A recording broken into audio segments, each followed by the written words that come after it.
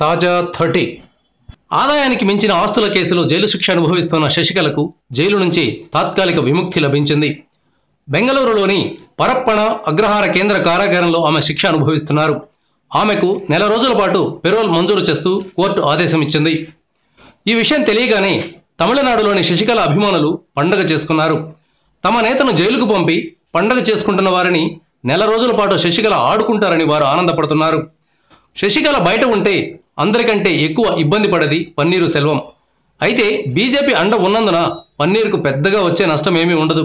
ఇక్కడ మరో ఆసక్తికర విషయం ఏమిటంటే శశికళ మేనల్లుడు టీటీవీ దినకరన్ కూడా జైలు నుంచి బయటపడ్డారు.